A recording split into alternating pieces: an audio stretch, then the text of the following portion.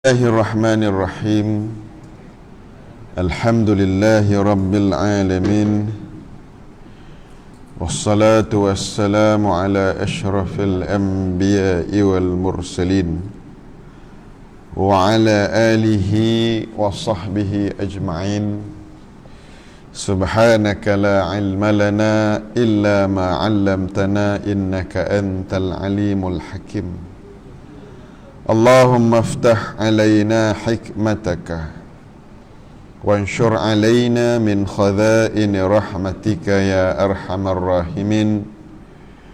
Rabbi shrah li sadri wa yassir li amri wahlul 'uqdatan min lisani yafqahu qawli. Yang saya muliakan Al-Fadhil Tuan Imam Tuan Haji Yusuf kita, yang saya kasihi seluruh ahli jawatan kuasa Masjid Nurul Hijrah, para jamaah yang saya muliakan, alhamdulillah, syukur kita kepada Allah Subhanahu wa taala kerana pada malam ini Allah taala telah mengizinkan kita berhimpun. Dan saya buat kali yang pertama setelah 3 bulan. Walaupun waktu PKPB tu saya ada hadir, tapi tak hadir Masjid Surau, belum boleh kuliah. Lalu Teluk Intan ni, alhamdulillah, Allah jadikan segala musibah ujian liyabluwakum ayyukum ahsanu amala. Allah menjadikan kematian, kehidupan, segala ujian untuk menguji kamu siapakah yang terbaik amalannya. Semua qada dan qadar yang ditakdirkan oleh Allah mengandungi hikmah yang tersembunyi, mempunyai rahsia-rahsia yang kemungkinan besar kita tak dapat lihat dengan mata kasar. Semuanya kita mestilah bersangka baik dengan Allah. Apa yang Allah kehendaki pasti berlaku. Itu sifat iradah. Salah satu sifat Allah Ta'ala iradah. Allah Ta'ala berkehendak menjadikan sesuatu, mengadakan sesuatu. Iradah kembarnya qudrah. Bila Allah Ta'ala berkehendak, Allah berkuasa untuk menjadikan. Bila Allah Ta'ala menghendaki sesuatu kebaikan berlaku kepada kita, tidak ada siapa yang boleh menyekat kebaikan itu sampai kepada kita. Tetapi apabila Allah menghendaki sesuatu keburukan berlaku kepada kita, maka tidak ada siapa yang boleh menyekat keburukan itu datang kepada kita. Itulah sifat iradah, kehendak Allah, dan juga qudrah Allah Ta'ala yang mentakdirkan sesuatu perkara. Para jamaah yang saya muliakan, inilah masjid yang pertama ada muslimat. Saya pengajar dah 5-6 buah masjid, muslimat tak mari lagi, masih bimbang Covid. Masjid ni alhamdulillah muslimat sudah hadir. Ini menunjukkan prestasi masjid kita ni sangat cemerlang lah berbanding masjid lain di Perak ni. Pada malam ni saya suka untuk membawa topik baru. Saya ingat masjid yang paling banyak saya baca pelbagai kitab, masjid ni lah. Inilah tempat tinggal saya, tuan-tuanlah jiran tetangga saya. Bermula dengan kitab iaitu bab nikah kahwin, Idahul Bab, Syekh Daud Al-Fatani. Kemudian kita baca kitab hudud, hukum jenayah syar'iyah.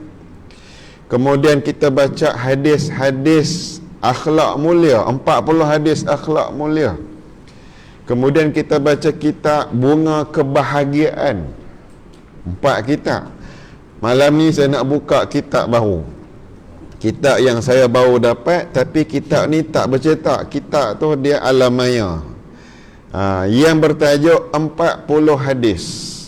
40 hadis yang berkaitan dengan politik dan kepimpinan. Para jemaah yang saya muliakan, sebenarnya kenapa kita biasa dengar 40 hadis, 40 hadis banyak kitab 40 hadis? Kenapa sebenarnya para ulama berlumba-lumba mengumpulkan hadis sebanyak 40 buah? Ada 40 hadis Ustaz Fahmi Zamzam, peristiwa akhir zaman. Ada 40 hadis Ustaz Fahmi Zamzam, namanya akhlak mulia. Ada apa macam-macam 40 hadis. Tiba-tiba malam ni ada pula 40 hadis. Sekerana Rasulullah sallallahu alaihi wasallam pernah menyebutkan an Abi Darda, qala Rasulullah sallallahu alaihi wasallam, man hafiza ala ummati 40 hadithan min amri dinih faba'asahu Allahu faqihan wa kuntu lahu yaumal qiyamah syafi'an wa syahidan. Kenapa alim ulama kumpul 40 hadis topik ni dan ada ulama ambil 40 hadis topik pertanian. Ada hadis rupanya tentang pertanian, ada hadis 40 hadis tentang akhlak mulia, ada hadis tentang sembahyang, ada hadis tentang zakat. Kumpul 40 dalam kitab yang berbeza-beza. Jadi Nabi sallallahu alaihi wasallam bersabda, barang siapa yang memelihara buat umatku 40 hadis daripada urusan agamanya. Siapa yang kumpul 40 hadis, dia jaga 40 hadis ni, dia hafal, dia pelihara, dia kumpulkan, maka dia akan dibangkitkan di hari kiamat oleh Allah Ta'ala sebagai orang yang faqih. Seorang yang faqih. Yang kedua, dan aku akan memberikan buat dirinya syafaat dan penyaksian di hari akhirat kelak. Allahu Rabbi. Baginda telah menyatakan ia sebagai satu fadilat, kelebihan orang yang menghafal, memelihara 40 buah hadis, iaitu akhirat esok dibangkitkan sebagai seorang yang faqih, yang berilmu, dan yang kedua dia mendapat syafaat. Walaupun hadis ini para ulama membahaskan dia masuk dalam kategori hadis sahih ke hadis hasan atau hadis dhaif. Kata Imam Nawawi bahawa ini hadis dhaif. Tetapi hadis dhaif ni macam mana boleh pakai ke tak boleh pakai? Boleh untuk fadail amal. Untuk fadilat amalan. Kumpul hadis, kita boleh beramal dengan hadis dhaif, tak ada masalah. Kita bukan nak buat hukum. Kalau nak menetapkan sesuatu hukum, wajib ke, haram ke, makruh ke, sunat, ini mestilah hadis sahih. Tapi kalau nak buat amalan, tak jadi masalah kita menggunakan hadis-hadis dhaif sekalipun. Tak jadi masalah. Para jamaah yang dimuliakan, pengarang kitab ini adalah seorang rakyat Malaysia, seorang pensyarah yang bernama Dr. Ahmad Sanusi Azmi. Mungkin tuan-tuan perempuan biasa dengar, dan bila-bila masa kita boleh jemput dia ceramah perdana ke akan datang ni, Dr. Ahmad Sanusi ni salah seorang yang banyak mengarang kitab. Jarang banyak pensyarah dia tak ada nak karang kitab. Ini antara ulama muda yang memang dia rajin mengarang kitab. Jadi hadis 40 ini berkaitan tentang politik dan kepimpinan, pemerintahan dan kepimpinan sebagai panduan kepada kita umat Islam yang ada di dalam negara ini khususnya. Hadis yang pertama, kalau sempat 2, kalau tak sempat 3 hadis, iaitu pada malam ni hadis yang pertama, an Abi Hurairah anin Nabi sallallahu alaihi wasallam qala innakum satahrisuna 'alal imarah wa satakunu nadamatan yaumal qiyamah fa ni'mal murdi'atu wa bi'satil Fatimah. Yang bermaksud daripada Abi Hurairah radhiyallahu anhu, daripada Nabi sallallahu alaihi wasallam, Sesungguhnya kamu akan bersungguh-sungguh mengejar kepimpinan jawatan, sedangkan ia akan menjadi suatu penyesalan buat kamu di hari akhirat kelak. Maka yang sebaik-baiknya adalah yang memberi susuan, iaitu pemimpin yang memberi kebaikan dan kebajikan. Dan yang seburuk-buruk pemimpin adalah yang memutuskan susu, iaitu kiasan bagi buat pemimpin yang memutuskan kebajikan nikmat kepada rakyat. Hadis ini nombor 7148, kitab Sahih Bukhari. Hadis sahih. Walaupun hadis pengenalan tadi hadis dhaif, isi semua tu semua hadis sahih. Apa yang baginda huraikan kepada kita, pesanan baginda untuk kita, setiap untayan hadis-hadis ni sebenarnya nasihat baginda kepada kita, tak kira siapa, sama ada untuk ahli politik, sama ada untuk NGO, sama ada untuk orang kampung, orang bandar, penjawat awam, penjawat swasta, orang tak bekerja, suri rumah, semua hadis-hadis ni sesuai untuk kita semua, tak ada masalah. Iaitu yang pertama, kita perhatikan hadis ini, bagaimana Rasulullah sallallahu alaihi wasallam berpesan kepada kita bahawa akan ada di kalangan umat baginda. Zaman Nabi dulu, Nabi hidup tak jumpa orang ni, tapi akan datang ni, termasuk kita lah, termasuk kita, iaitu ada di kalangan umat baginda yang bersungguh-sungguh mengejar jawatan. Bahasa kasar sikit, gila kuasa. Gila jawatan. Semua dia nak bolat, semua dia nak sapu, orang lain tak layak. Aku je boleh jadi tok ketua, aku je boleh jadi pengurusi kelab, aku je boleh jadi ketua. Ini orang gila kuasa. Nabi pesan dah, gila kuasa ni penyakit orang hari kemudian. Lalu pesanan baginda, ingat, jangan kamu mengejar gila jawatan.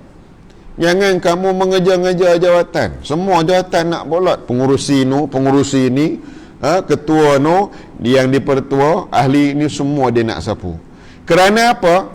Kenapa Nabi pesan ada orang di akhir zaman nanti hujung-hujung kejar jawatan? Ingat, akan ada yang disebut, Nabi sebut apa dia? Wasatakunun nadamah yaumal qiyamah. Kamu akan berhadapan dengan penyesalan, menyesal. Orang yang gila jawatan, merebut jawatan, berlomba-lomba nakkan jawatan ni, penyesalan. Nabi pesan dah menyesal. Kenapa menyesal? Kerana gagal melaksanakan tanggungjawab yang dikejar. Bukannya menyesal kerana berjaya menunaikan tanggungjawab. Kalau berjaya menunaikan tanggungjawab dengan penuh amanah dan tanggungjawab, itu tak ada masalah. Itu kerja kebajikan yang baik. Penyesalan di sini bermaksud tidak dapat menunaikan tanggungjawab yang direbut tadi, yang digila-gilakan tadi, tak dapat ditunaikan dengan baik. Maka baginda pesan, kamu akan menghadapi hari penyesalan.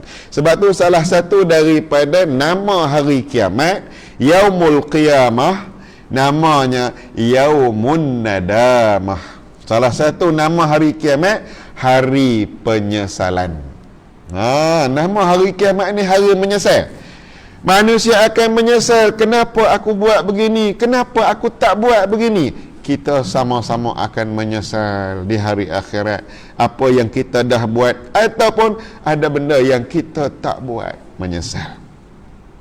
Para jamaah yang dimuliakan, bahkan ada di dalam sebuah hadis yang lain, Rasulullah sallallahu alaihi wasallam menegaskan bahawa orang yang tergila-gila kuasa tidak seharusnya diberikan jawatan. Siapa yang nak sangat jawatan ni tak boleh bagi. Yang tak mau okey. Tak lah, teman tak mau, yang tu kena bagi kena-kena. Yang nak sangat ni, dia usaha, dia melobi, dia rasuah, macam-macam. Nak dapat juga. Baginda pesan kepada kita, inna law nuwalli hadha man sa'alahu wala man harasa alaih. Baginda pesan dalam Sahih Bukhari juga. Apa pesanan baginda? Kami tidak akan memberikan kepimpinan kepada mereka yang meminta-minta, dan bukan kepada mereka yang tergila-gilakan jawatan kepimpinan. Kalau Nabi masih hidup, Nabi SAW masih hidup, baginda takkan bagi jawatan kepada orang yang sangat gila kepada jawatan. Tak boleh. Sebab ada sebabnya, nanti kita tengok. Nanti kita tengok ada huraiannya nanti. Kenapa tak boleh bagi pada orang yang nak sangat nak berebut ni? Ada dia punya sebab dia, nanti akan dihuraikan. Para jamaah yang dimuliakan, seorang tokoh sufi yang terkenal berpesan bahawa gilakan kuasa akan merosakkan peribadi seseorang. Bila gila kuasa nak jadi pengurusi kelab petong, nak jadi gila kuasa pengurusi kelab alam sekitar, gila kuasa nak jadi pegang pengurusi kelab staff, macam-macam lah kan. Apabila seseorang tu gilakan jawatan, kata seorang tokoh ulama sufi, namanya Fudail bin Iyad. Fudail bin Iyad ni orang yang sangat terkenal. Fudail bin Iyad berpesan kepada kita, tidak ada seorang lelaki yang gilakan kuasa kepimpinan, melainkan dia akan terjebak dengan hasad, dengki dan kejahatan. Pesan Fudail bin Iyad, kalau seorang lelaki, dia biasanya berebut jawatan ni lelaki, perempuan ni jarang berebut. Kalau ada tu istimewa lah kan. Berebut gelam betul kan, berebut pinggan mangkuk boleh jadi. Berebut kepimpinan ni lelaki. Kalau kita tengok dalam cerita binatang dalam televisyen kan, National Geographic, hak jenis berebut ni jantan hak duk berlangak tanduk sama sendiri, berlanggar habis kan. Bukan yang betina relax. Hak berebut kawasan, berebut betina ni, hak jenis berebut ni memang jantan, sifat macam tu kan.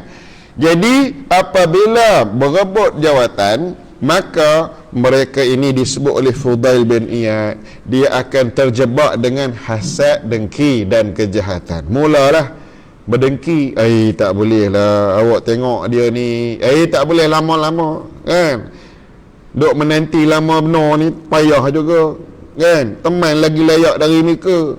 Mula bila berdengki nak berjatuh kawan tu kan, teman duk menunggu lama dah ni kan, menunggu lama, bila lah nak mati orang tua ni contoh kan, tidak ada kaitan yang hidup atau yang mati kan.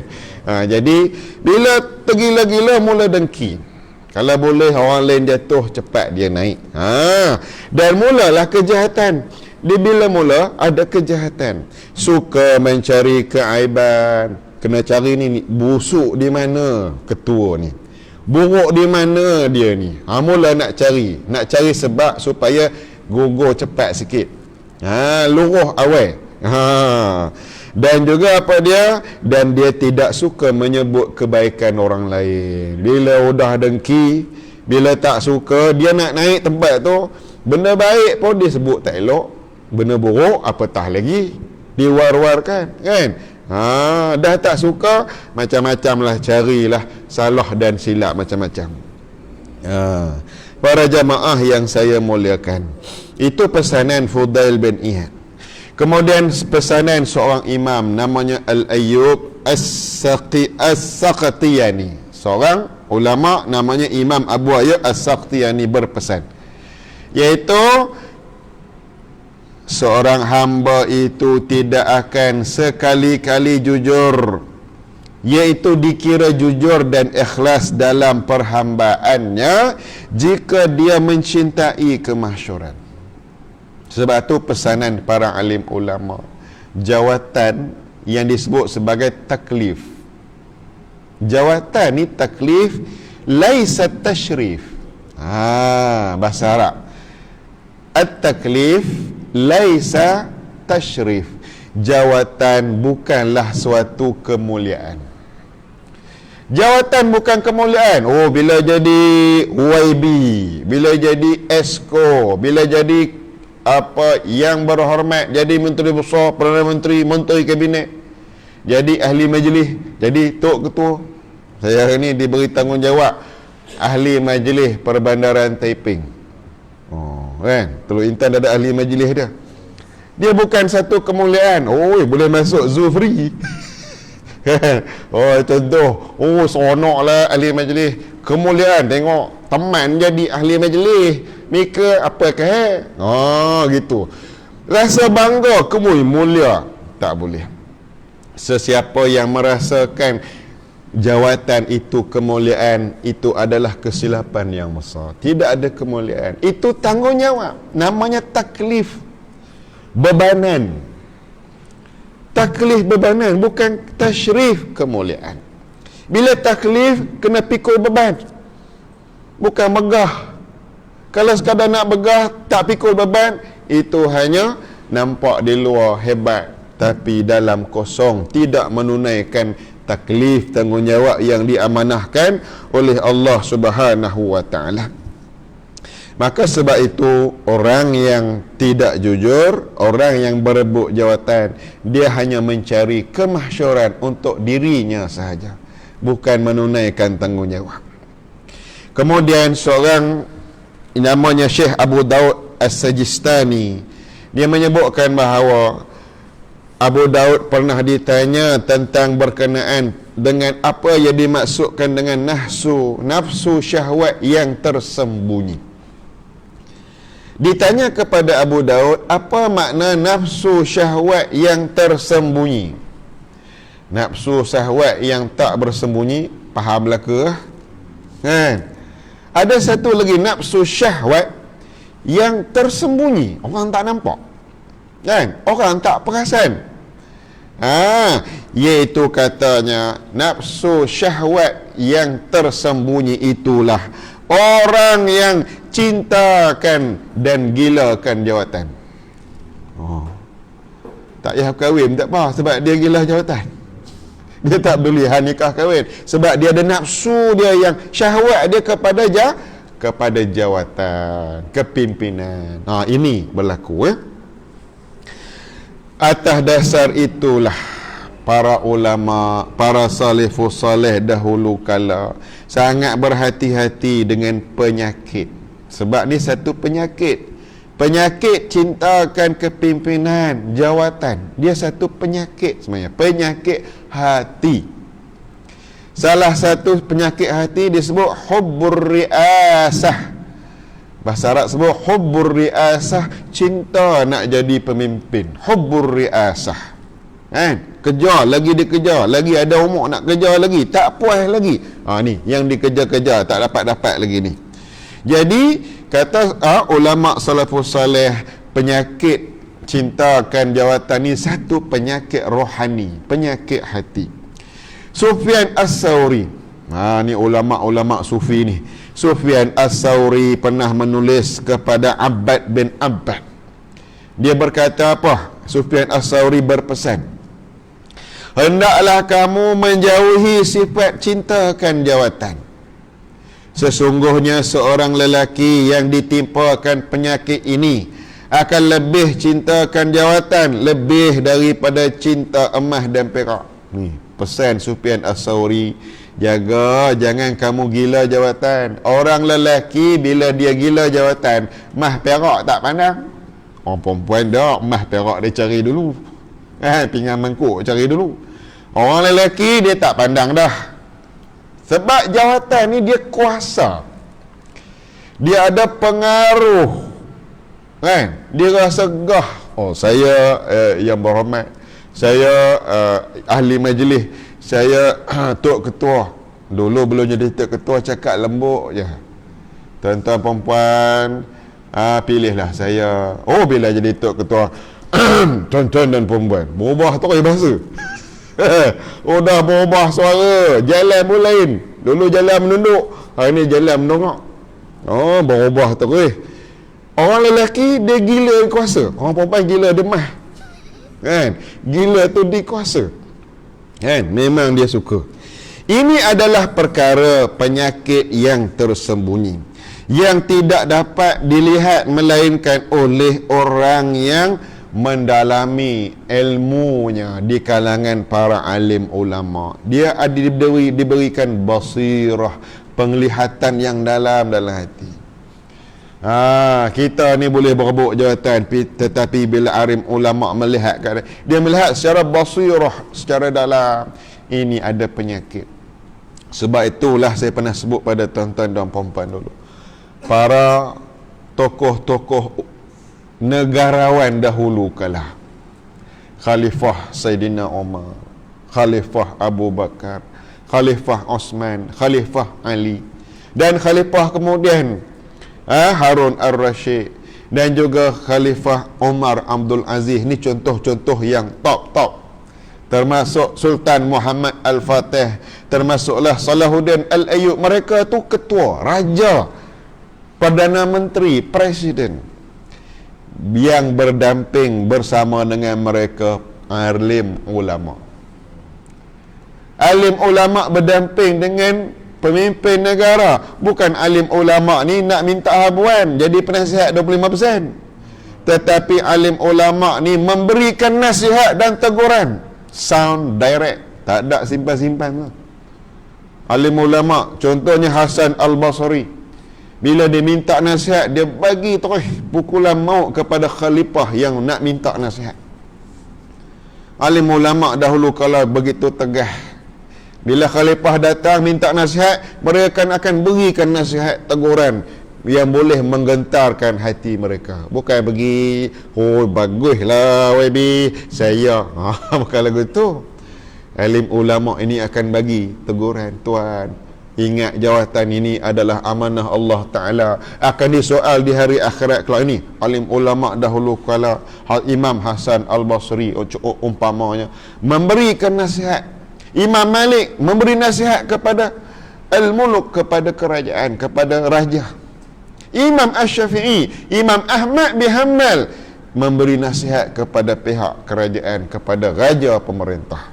Sebab hati mereka tu basirah, mendalam. Tengok dia ni dah mabuk kuasa, dia ni dah gila jawatan. Dia boleh lihat. Kita ni tak perasan ada penyakit di dalam hati kita. Dan yang terakhir dalam hadis ni, baginda menyebutkan apa dia? Kita balik kepada asal hadis.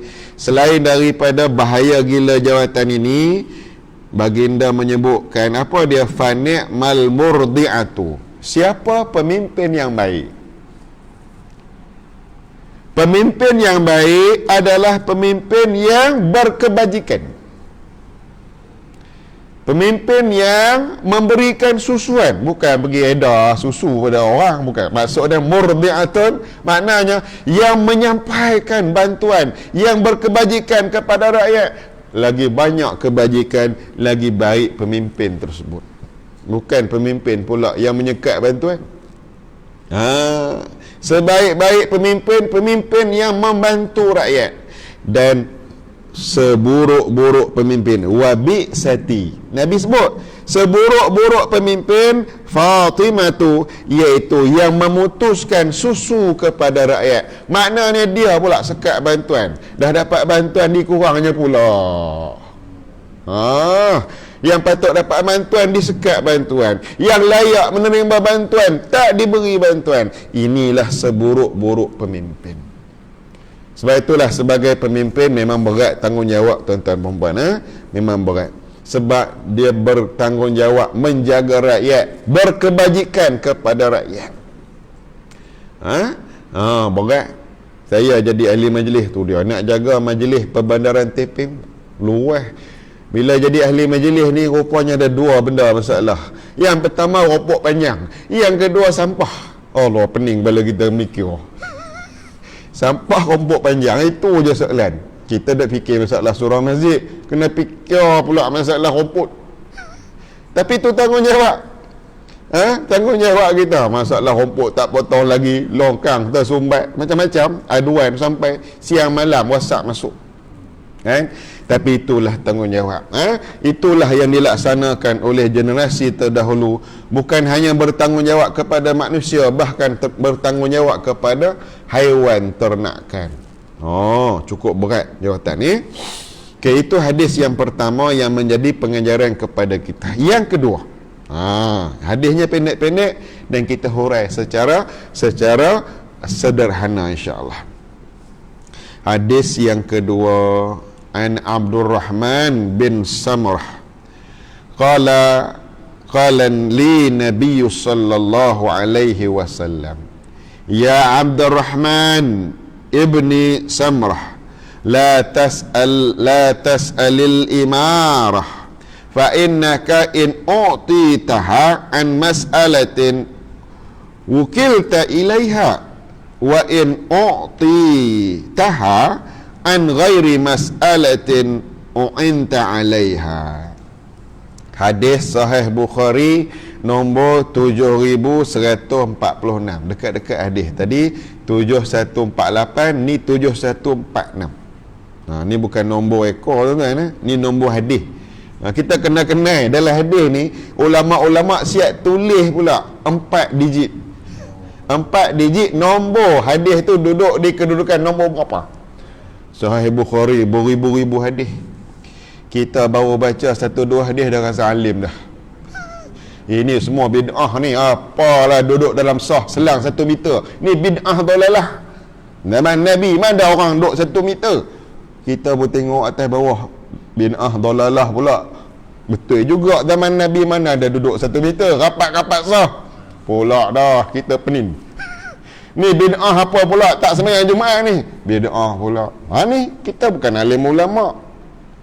Yang buat keputusan tangguh Jumaat, yang buat keputusan tidak boleh hadir masjid surah, yang buat keputusan SOP ni alim ulama, para mufti, jatangkuh semua yang memutuskan untuk mengadakan SOP, walaupun nampak macam bercanggah dengan hadis, bercanggah dengan sunnah.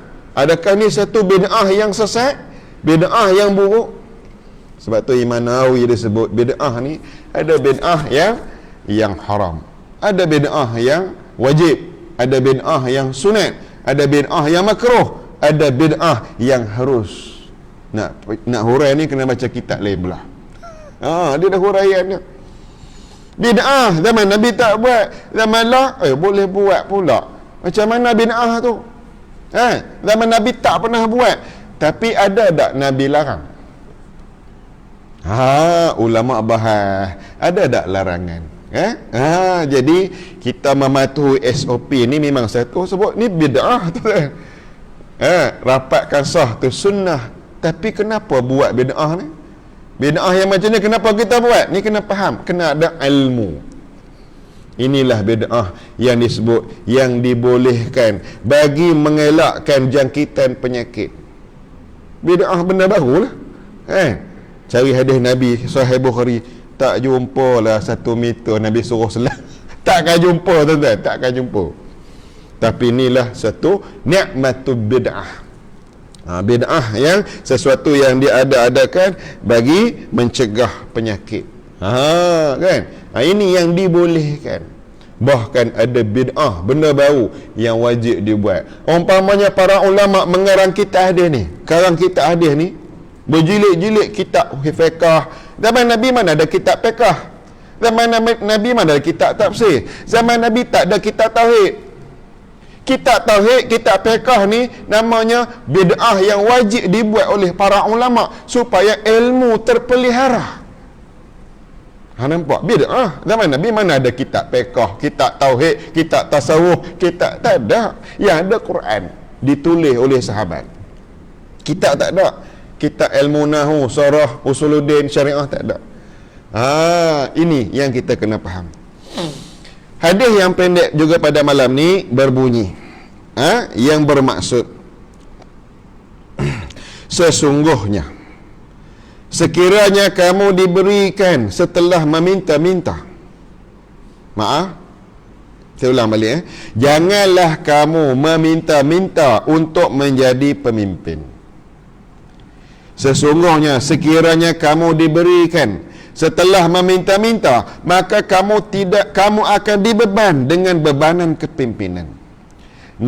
Namun sekiranya kamu diberikan jawatan tanpa meminta-minta, maka kamu akan dibantu menghadapinya. Hadis ni cukup cantik kepada kita. Iaitu dalam hadis ini Rasulullah sallallahu alaihi wasallam berpesan kepada kita, yang pertama, jauhkan diri kita daripada meminta-minta jawatan. Jauhkan diri. Ini musim nak jadi tok ketua ni, Perak ni. Hari ni dia tak ada tok ketua, dia ada JSPK, Jawatan Kuasa Sementara Pengurusan Kampung.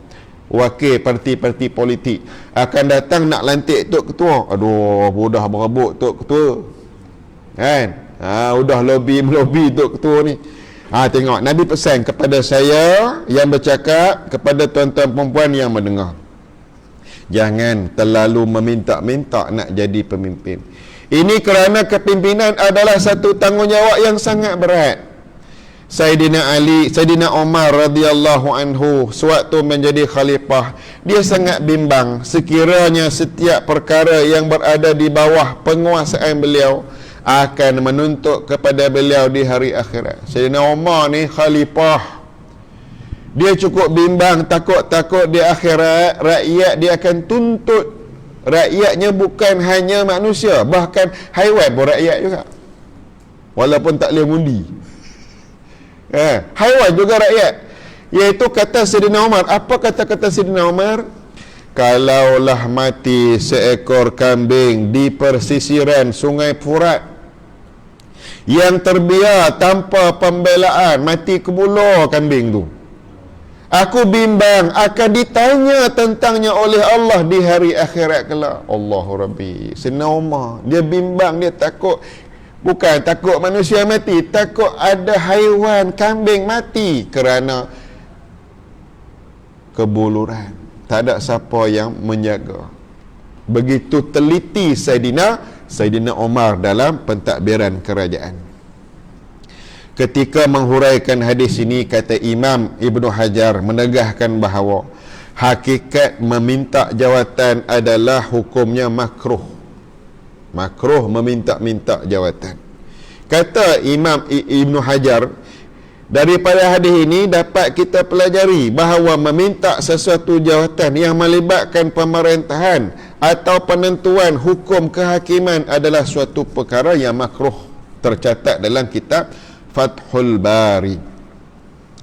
Syekh As-Sa'di pula melihat hadis ini adalah dari segi sikap peribadi seseorang Muslim itu sendiri, yang mana pada beliau orang yang terlalu berharap menjadi pemimpin, sama ada dia sangat gilakan nak jadi pemimpin di dunia, sangat nak kepada kuasa, ataupun dia mempunyai kebergantungan yang sangat tinggi pada dirinya sendiri.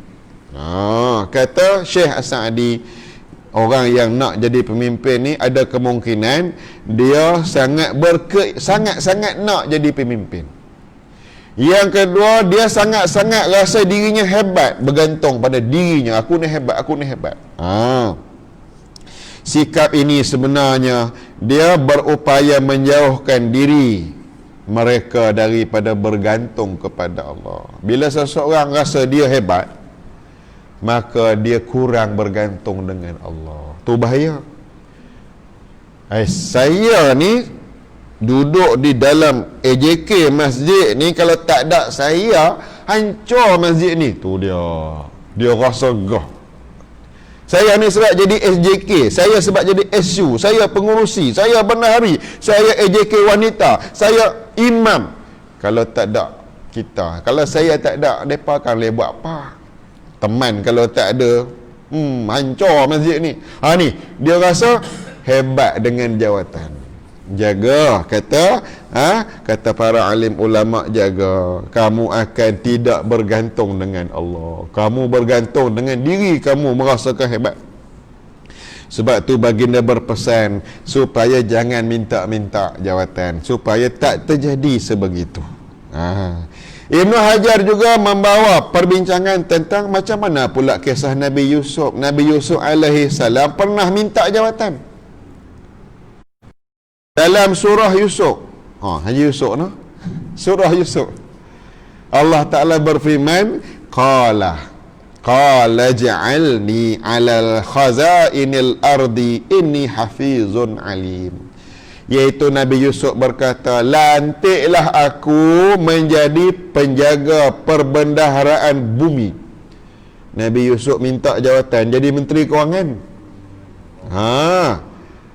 Sesungguhnya akulah orang yang sangat menjaga dan mengetahui. Macam mana pula Nabi Yusuf minta jawatan? Boleh ke tak boleh? Kata makruh ni macam mana pula? Dalam Quran Nabi Yusuf minta jawatan, boleh ke tak boleh? Maka kita sedia maklum bahawa Nabi Yusuf alaihi salam mengorbankan jiwanya demi berkhidmat kepada rakyat. Sejarah perjuangan baginda yang panjang membuktikan bahawa tiada siapa yang boleh menafikan Nabi Yusuf seorang yang benar-benar bergantung dengan Allah, bertawakal kepada Allah, bukan merasakan dirinya orang yang sangat hebat. Para jamaah yang dimuliakan, hadis ini juga mengingatkan kita kepada agar jangan terlalu mengejar kuasa dan jawatan. Sebab itulah Sufyan As-Sauri, datang lagi pula nasihat Sufyan As-Sauri. Kata Sufyan As-Sauri, idza ra'aita ar-rajul yahrisu ala ay yu'ammar fa akhirhu.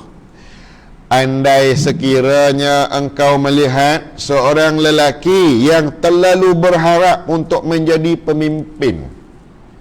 Seorang lelaki ni nak benar jadi pemimpin. Teman belum duduk tempat ni, teman tak boleh tidur, teman tak boleh mati selagi ambil alih jawatan ni, umpamanya kan, nak sangat jawatan ni. Maka tangguhkanlah harapan beliau itu. Dan kepada kita, kalau seseorang tu nak benar jadi, nak sangat jadi pemimpin, usah bagilah. Baginda pesan, jangan bagi kat dia, tangguhkan kehendak dia. Sebab bahaya untuk dirinya yang gila jawatan, dan bahaya kepada rakyat, kepada persatuan kelak dipimpin oleh orang ni, bahaya. Dan tuan-tuan dan puan-puan banyak pengalaman di dalam institusi masing-masing. Namun kita kena faham betul-betul, namun kelonggaran dalam perkara mendapatkan jawatan ini boleh diberikan dalam beberapa situasi bergantung kepada maslahah kepentingan syarak. Walaupun hukum tadi dibincang, makruh kita minta-minta jawatan, namun memohon sesuatu jawatan itu bergantung kepada kepentingan umat. Macam mana? Sebagai contoh, sekiranya jawatan itu tidak dimohon, tidak diminta oleh orang-orang yang saleh, maka orang yang jahat akan ambil alih jawatan itu. Yang ni kena minta. Kita nak jadi, ada jawatan kosong, Datuk Bandar Teluk Intan umpamanya. Siapa yang nak jadi Datuk Bandar? Calon yang pertama Tok Imam. Calon yang kedua Tokek Arak. Tok Imam ni warak, saya dengan ini saya mengundurkan diri. Kalau Tok Imam tadi undur dirinya, Tokek Arak jadi Datuk Bandar. Waktu itu memang kita disuruh untuk mengambil jawatan tu, supaya kepimpinan dipegang oleh orang-orang yang saleh, yang takut kepada Allah Ta'ala. Tokek Arak bila duduk tempat tu jadi Datuk Bandar, udah tentu meriahlah pesta arak dalam bandar. Kalau Tok Imam pegang jawatan, insya-Allah selamat rakyat daripada bahana arak yang berbahaya kepada semua manusia. Maknanya walaupun asal hukumnya makruh, tetapi di sana dibenarkan meminta jawatan untuk menghalang keburukan yang akan diambil alih kepimpinan itu oleh orang-orang yang ahli fasik. Kena faham.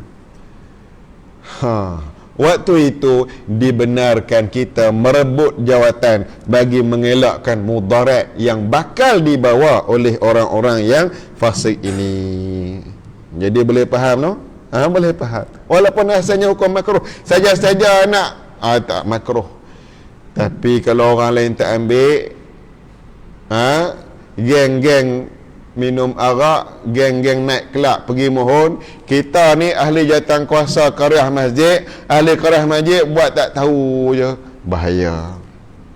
Kita akan diperintah oleh orang-orang yang fasik, kita akan dipimpin oleh orang-orang yang fasik, kita akan dikuasai dan dipengaruhi oleh pemimpin yang fasik. Waktu itu ahli jemaah surau masjid ni kena mohon jawatan mengisi kekosongan yang ada untuk menyelamatkan umat dan negara. Sebab tu tuan-tuan, tradisi kita lihat ada di kalangan pemimpin negara adalah di kalangan ulama. Ada masanya ulama tolak jawatan apabila pemimpin tu sudah orang yang saleh. Apabila pemimpin negara itu orang yang dah saleh, ulama tolak kepimpinan sebab orang baik dah duduk di atas. Tetapi ada masanya alim ulama yang pergi mohon jawatan, ambil jawatan. Sebab apa? Dibimbangi orang fasik, orang jahat akan duduk di tempat yang tak sepatutnya. Sebab tu ada masa alim ulama jadi pemimpin dalam kerajaan. Ada masanya alim ulama hanya jadi penasihat sebab pemimpin adalah orang yang soleh, taat kepada Allah. Cukuplah aku jadi penasihat, sudah. Kan? Jadi orang yang memberikan peringatan. Para jemaah yang dimuliakan, maka kita selesai dua hadis yang mengingatkan kepada kita tentang persoalan yang namanya amanah kepimpinan yang dipikul oleh umat manusia yang telah dilantik oleh Allah. Kita ni sebagai apa? Khalifah. Allah lantik kita khalifah, bukan lantik khabar jadi khalifah. Wa iz qala rabbuka lil malaikati inni ja'ilun fil ardi khalifah. Allah Ta'ala berfirman kepada malaikat, sesungguhnya aku nak jadikan khalifah di bumi. Khalifah tu siapa? Jin ke?